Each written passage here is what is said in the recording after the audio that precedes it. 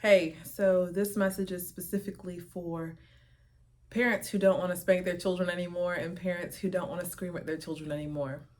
In this video, I'm going to break down and share within the next 2 or 3 minutes. I'm going to share something that has really transformed my entire life and my entire parenthood experience, and it has benefited my private clients and those who have taken advantage of the course that I created as well. So it's something that I just want to share with you guys. So I have 4 workshops every single month. If you want access to those, if you want to gain access to those, drop the word freedom below and I'll give you the link to where you can do that. Be part of that and be part of that co-creation. And then also, if you want a free, peaceful, and empowered parenting accelerator toolkit that provides game plans that have helped me and many other parents for free, provides game plans and other content for you for free in that kit. If you want that as well, you can drop the word peace below and I'll get you that. My name is Michelle Bowen. I'm a peaceful parenting mentor and a parent empowerment coach. I'm the author of Your Child is Your Guide, which is a book that I wrote and published July of 2020. And I support parents as they drop the patterns of spanking and screaming at their children and as they realize more of the peace and presence that is always here in this present moment. And I support parents as they use parenthood to realize and experience more peace. In this video, what I wanted to share a little bit about is big and small. Basically, it's just this understanding that we all have a big, emotionally intelligent, and compassionate version of ourselves. We all have that. I call it the big kid version of us, right? Because we could call it a mature adult, but we've kind of taken the word adult and made it into some important and serious word. And really what I have found throughout my own experience is that you actually tend to get a little bit more childlike the more mature you really get. The more emotionally intelligent you become, the more childlike you also tend to be, because you tend to see that we are all so similar in so many ways, and we all benefit from just loving and embracing each other and being kind to one another, and we're all being supported by something much bigger than just these physical bodies. In that realization, the more that we realize that, the more humble we also become moment to moment, right? And just there's this childlike quality that takes over the more emotionally intelligent we consciously become. And we all also, simultaneous to having that big kid, emotionally mature, emotionally intelligent aspect of us, right? Simultaneous to that, we also have a small kid that's scared, terrified, that's anxious, that wants validation, that needs constant validation to feel okay, and that is just always in fight or flight, and is basically operating exactly the same way in so many ways, is still operating how they watched the adults in their environment when they were a child operate, right?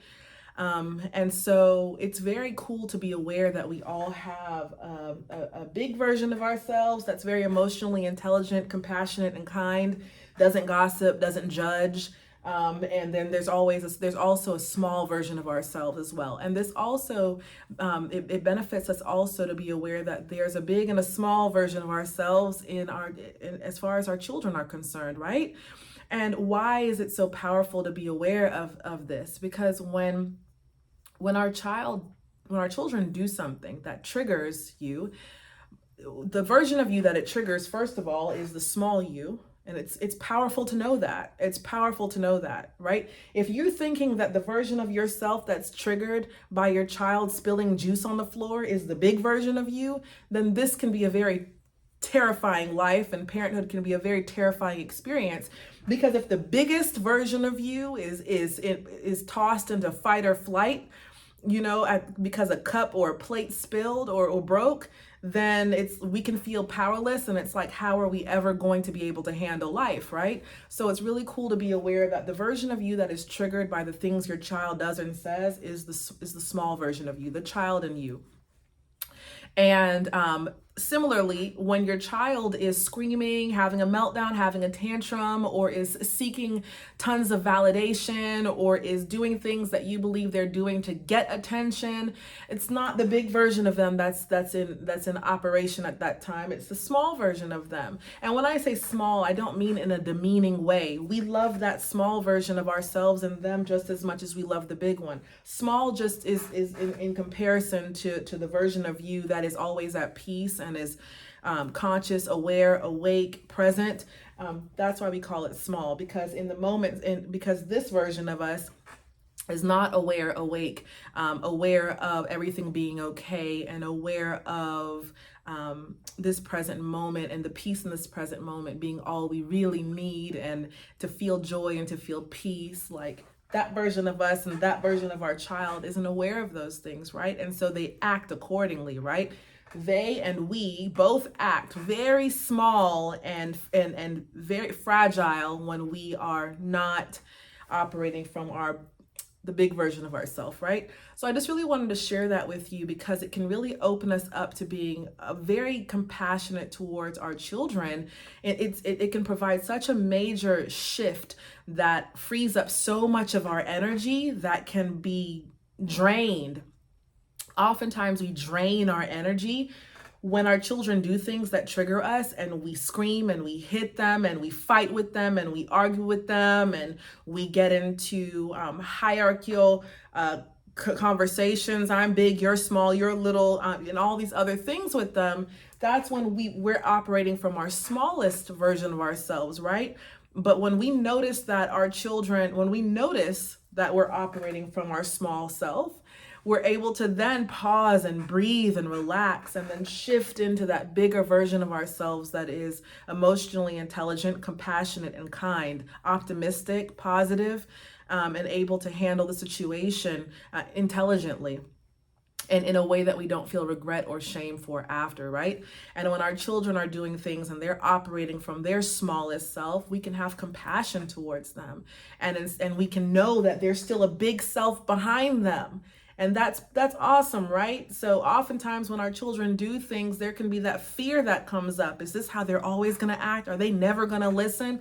No, it's not how they're always going to act. They're just operating from that small version of themselves that's in all of us, right? And so knowing that, and knowing that all the while that they're having that tantrum and that meltdown, that there's a big self, that there's a big version of them that's there as well, that they're going to be growing into as they get older, really allows us to no longer operate from our small self when they're operating from their small self. We can bring our biggest self there, and we can be optimistic, positive, and kind, and we can have faith, and we can know that everything is going to be okay. And that energy from our big self can permeate what's happening in that moment, and they will feel your presence, and they will feel your compassionate energy and your powerful presence in that moment, and they're not afraid because you're not screaming or operating from your small self.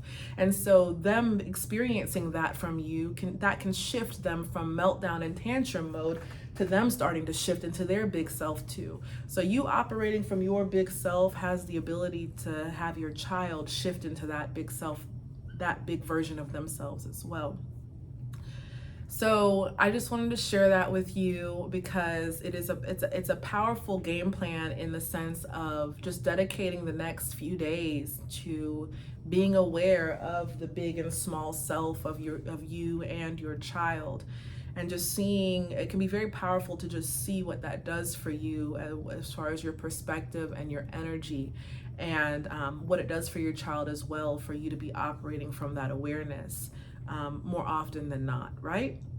If you want to join some of the workshops that I have 4 of them monthly, and if you want access to that, to be a part of that co-creation where we can vibe one-on-one, all of us on video, and really just level up in parenthood together, and And if you want access to, or if you want the free Peaceful and Empowered Parenting Toolkit, you can drop a comment below and I'll get you information on either of those. Y'all continue having an amazing day. Stay blessed.